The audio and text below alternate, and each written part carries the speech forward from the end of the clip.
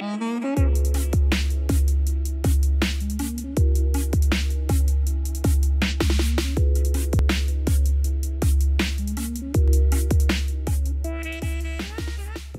mesdames, messieurs. Wallon, Wallonne, Vlaams, Vlaams, Deutsch, Deutsch, et Maggie, élue plus démocratiquement en mon cœur qu'au gouvernement. La vie de famille est un choix. Dans certains cas, un accident. En cette période de confinement, comment la gérer? Comment répondre à ces questions du quotidien telles que « Papa, où t'as rangé les knackis ?»« Maman, pourquoi l'herbe est verte ?» Tant de questions auxquelles nous tenterons de répondre grâce à la thématique suivante. Confinement, alors vos enfants, toujours des HP. Pour m'accompagner, je serai entouré de mon équipe, mon régisseur fidèle à mon cœur, Franck Boudin. Oui, bonjour Olivier. Tout d'abord, merci à vous aussi, vous êtes fidèle à mon cœur. Donc voilà, le standard est ouvert. Et donc nous vous attendons tous vos témoignages et vos questions par téléphone, texto, courriel ou bien Minitel.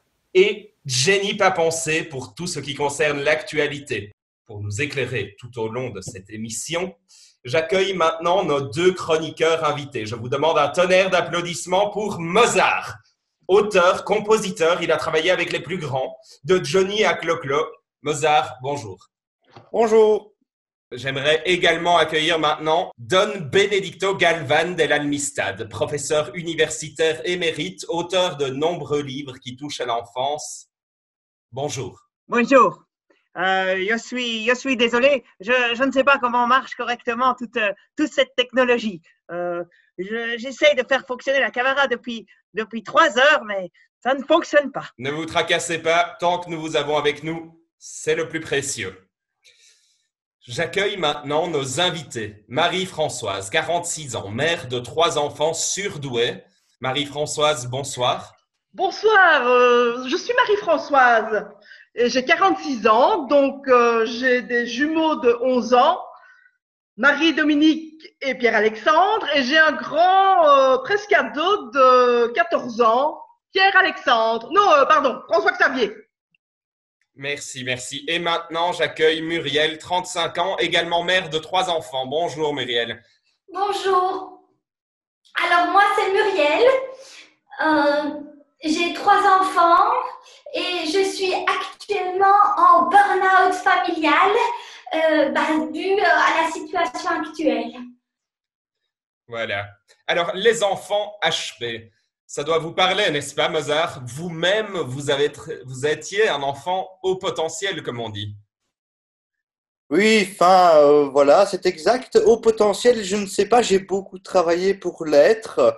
On a souvent dit que c'était un don, mais moi plutôt je pense que c'est une culture qui, voilà, qu'on doit entretenir, qu'il faut nourrir, et donc j'estime être à la hauteur du travail que j'ai fourni pour cela.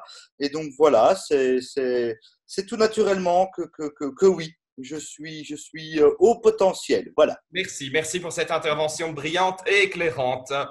Et de maintenant, rien. Don Benedicto, cette thématique, est-ce qu'elle vous parle avant de commencer? Oh, cher Olivier, mais bien sûr, elle me parle énormément. L'enfance, l'éducation est très important pour moi. Moi-même, je suis docteur en psychologie à l'université de Padoue et j'ai écrit de nombreux ouvrages. Et je pense que tout ça se résume à l'amour qu'on peut donner à un enfant dans toutes ses formes, évidemment. C'est, je dirais, le mot principal, est la mort. Très bien, très bien. Peut-être pourriez-vous nous rappeler le titre d'un des ouvrages que vous avez écrit, afin que les spectateurs puissent les trouver facilement. Bien sûr, j'en ai écrit plusieurs, notamment celui-là qui traitait sur la problématique des jumeaux, un jumeau, une jumelle, 6 façons d'éduquer, ou encore celui où je me suis consacré à l'étude de l'enfance en Grèce antique, c'est-à-dire Touche pas au colosse de Rhodes ou l'enfance en Grèce antique, magnifique ouvrage que j'ai coécrit avec mon célèbre je veux dire ami, Jonovico Mistampande. Merci. Alors maintenant, j'aimerais revenir sur Marie-Françoise. Marie-Françoise, pouvez-vous nous décrire une journée type chez vous? Tout d'abord, où sont vos enfants? Oh ben mes enfants, là, ils sont en train de revoir un peu leur cours, hein. Mais chez nous, le confinement, ça se passe absolument très bien. Vous voyez, c'est réglé sur du papier à musique. Alors, un exemple de journée type. Voilà, je me retourne parce que j'ai mon planning là derrière moi, hein. Alors, 7h, lever. 7h30, laver, doucher. 8h45, petit déjeuner. De 10h à midi, les cours d'astrophysique et de physique quantique pour les jumeaux. À 13h, le dîner. De 14h à 16h, les cours généraux pour tout le monde. À 17h, la promenade. À 18h, le dîner, le souper. Et à 20h, tout le monde est couché. Et entre tout cela, il y a le lavage de mains toutes les 30 minutes. Voilà. Merci, merci, c'est très brillant. Maintenant, une journée typique chez vous, Muriel. Oh, ouais. Chez nous, c'est un peu compliqué en ce moment, c'est un peu Bagdad, vous voyez, c'est la guerre de tranchées. Je me lève à 4h du matin pour essayer que tout soit prêt quand les enfants se lèvent. Ils se lèvent à 6h. Et c'est là que l'enfer commence. Vous voyez, je suis en télétravail pour l'instant et je télétravaille avec le petit qui a 1 an sur mes genoux, qui demande à manger, qui fait caca, qui fait pipi, qui bave. Alors vous imaginez la chose, hein, quand je suis en téléconférence, enfin, je suis entre exposer les fesses de mon bébé à tout le monde et garder le caca sur moi. Vous voyez? Oui, et les 2 autres, ils entrecoupent ma journée à coups de pinceaux qui volent, de coups de pied qui partent dans les airs, de télécommandes. Et quand c'est pas ça, c'est maman, je dois faire caca, maman, pourquoi mes céréales, elles ne flottent plus, pourquoi ils sont témoignage éloquent. Oui. Merci. Peut-être une première ébauche de solution pour vous du côté de Don Benedicto? Ah si, bien sûr, bien sûr. Déjà pour Marie-Françoise, j'ai remarqué quelque chose dans vos plannings. Où est le temps de prière, Marie-Françoise?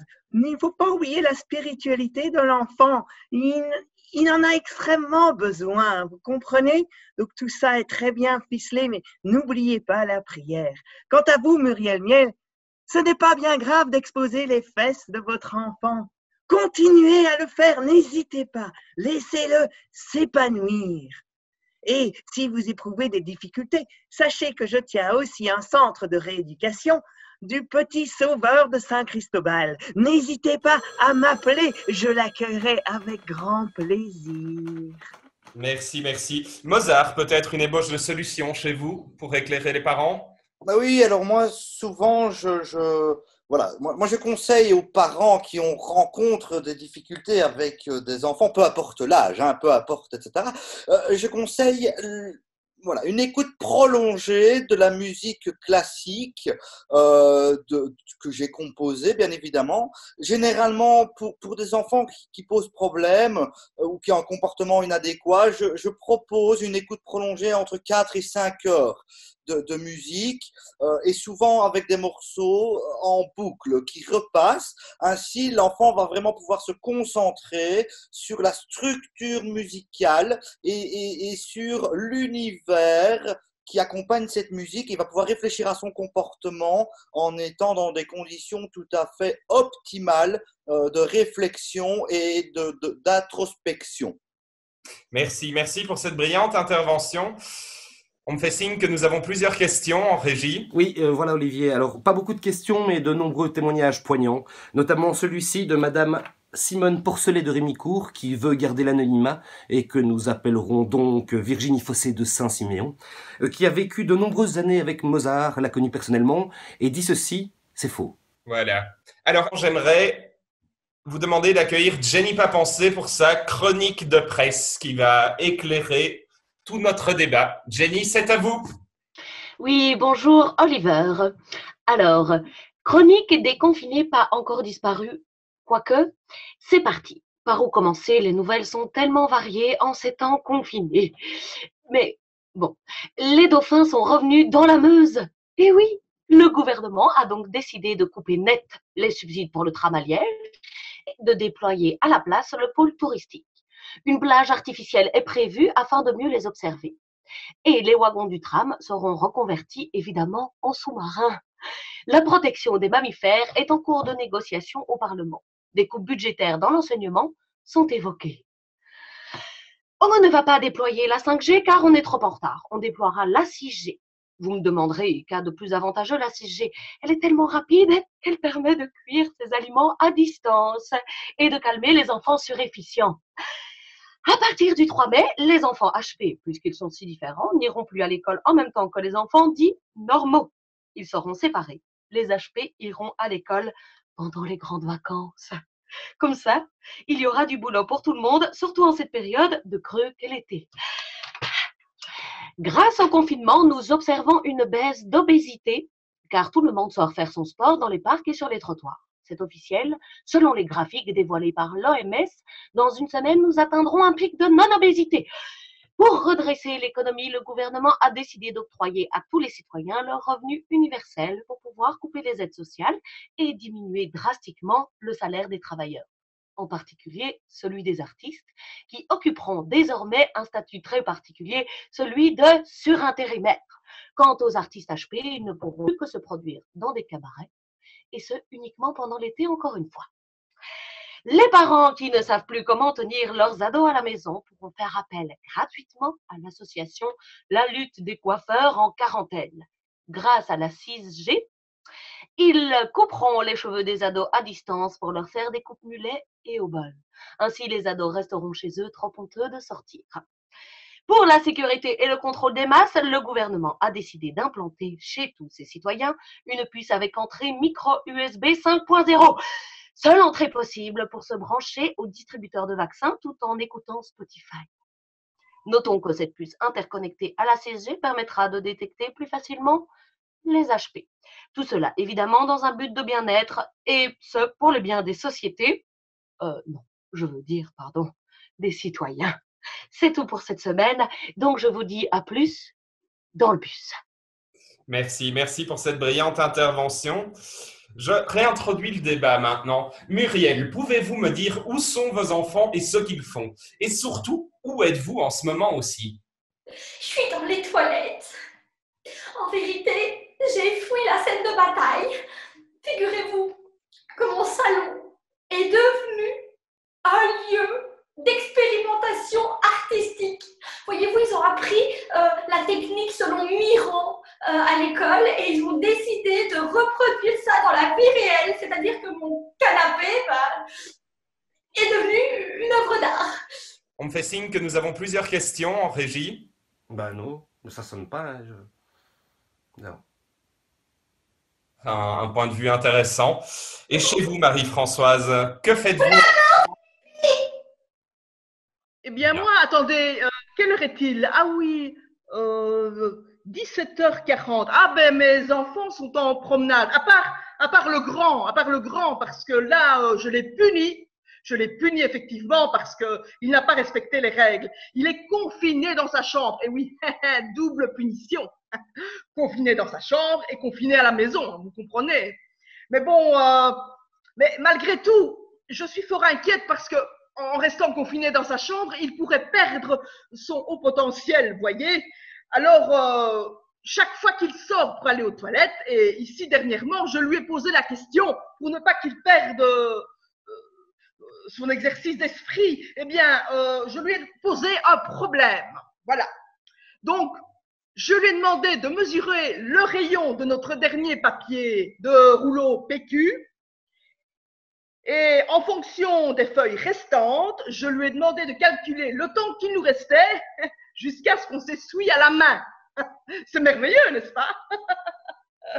Alors, à mon avis, ça doit cogiter là maintenant.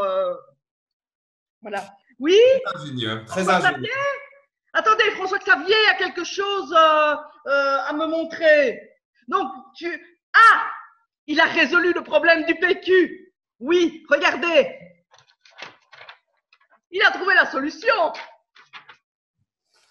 Oui, je vois. Un enfant sans doute aussi brillant que sa mère, à n'en pas douter. Alors, Don Benedicto Galvan, une intervention peut-être pour nous éclairer. Si, bien sûr, bien sûr. je pense qu'il faut que ces parents donnent encore plus d'amour à leurs enfants. C'est très bien l'art, mais vous devez les guider. Moi-même, j'ai énormément guidé les enfants à travers mes différentes interventions. Il faut que vous soyez, en tant que parents, des guides spirituels et maternels. Il faut que vous leur montriez comment faire tout un certain nombre de choses essentielles dans la vie, comme en effet l'art, l'étude, la reproduction ou tout ce qui s'ensuit, évidemment. Alors, monsieur Mozart, peut-être une intervention. Je crois que l'art a une place prépondérante dans votre vie. Hein. Je parle sans me tromper, à coup sûr. Oui, en Vous effet. avez même guidé de nombreux jeunes artistes et que vous travaillez toujours avec eux à l'heure actuelle. C'est ça, j'ai reçu plusieurs demandes de grandes personnes de l'aristocratie, etc., afin d'essayer d'élever leur progéniture à un niveau un petit peu plus élevé, on va dire ça comme ça, par rapport à la recherche d'identité par rapport à l'art. Et j'ai justement eu une petite preuve du travail effectué avec les enfants. J'ai soumis un enfant à une recherche créative autour de la flûte enchantée que j'ai moi-même créée en 1791. Et donc, du coup, voilà, je vais vous présenter le résultat. C'est assez intéressant. C'est une nouvelle vision de la flûte. Je vous la montre. Voilà. Hein.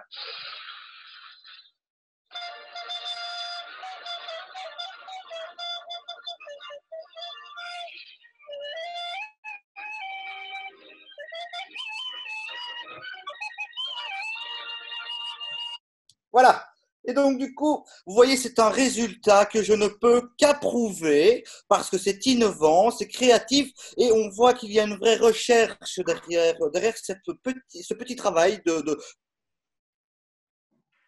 N'hésitez pas à proposer des défis à vos enfants qui vont leur permettre de développer leur créativité, la recherche et alors du coup de créer une vraie identité artistique.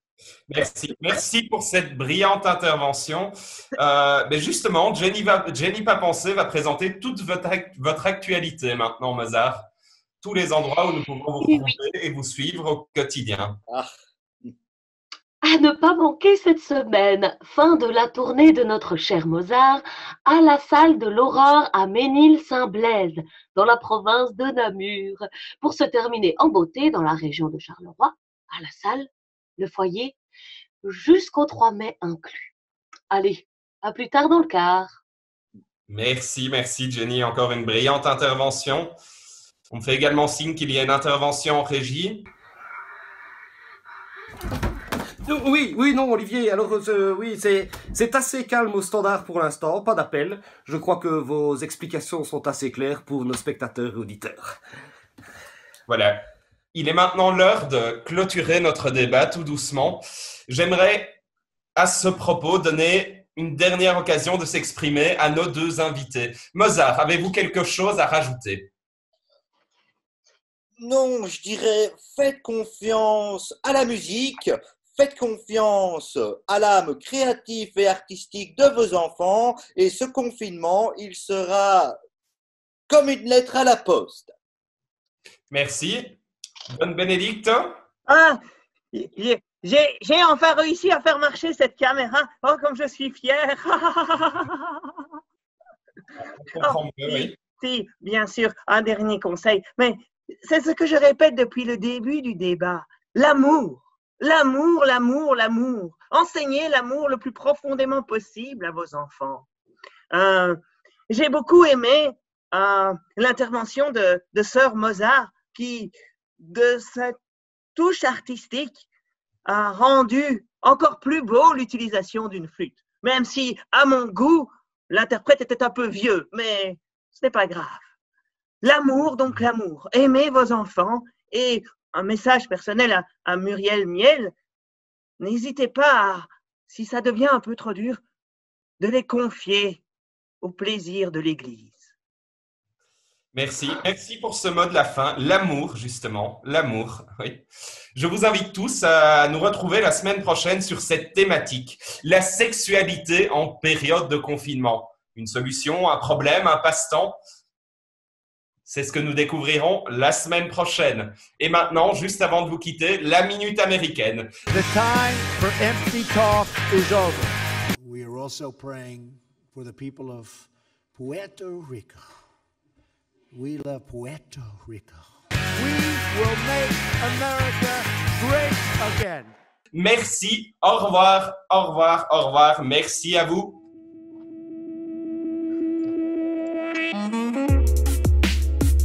Amen.